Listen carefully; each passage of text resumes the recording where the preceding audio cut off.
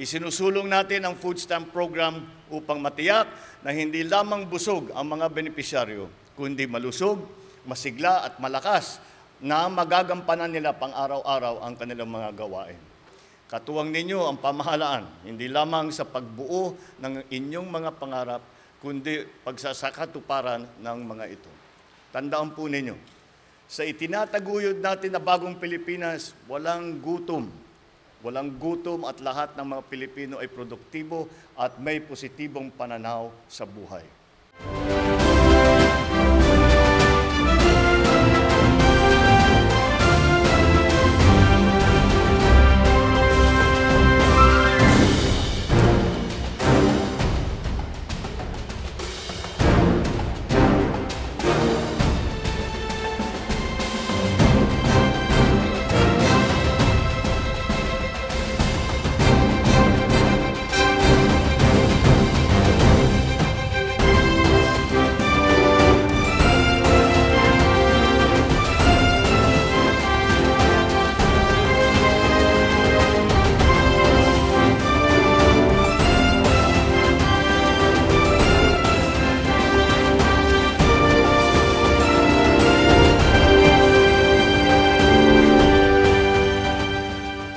Ito yung bahagi ng programa ng ating Pangulo kung saan gusto natin wakasan ang kagutuman sa ating bansa. Yung 1 milyong Pilipinong pamilya na araw-araw ay umuwi ng gutom, importante na matapos natin ang kagutuman at maalagaan rin natin ang mga pregnant and lactating women natin. So ito yung bahagi ng pilot na pinag-uusapan namin at dito sa Siargao, may 3 munisipyo na napili para sa pilot natin. Pag naging matagumpay ang ating pilot ay isi-scale up na to sa buong bansa. Tulad ng sinabi ng ating Pangulo, mandato ng DSWD, pangalagaan ng ating pinakamahirap na mga kababayan, lalong-lalo na pagdating sa aspeto ng pagkain o food security. Masisigurado natin na sa paglago nitong programa, mawawakasan natin ang kagutuman.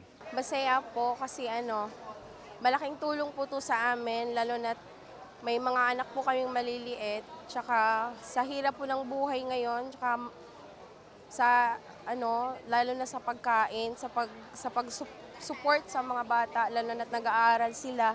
Salamat dahil isa po kami sa napili na naging beneficiaries ng food stamps. Salamat kay President Ferdinand Marcos na pinapriority niya po kaming mahihirap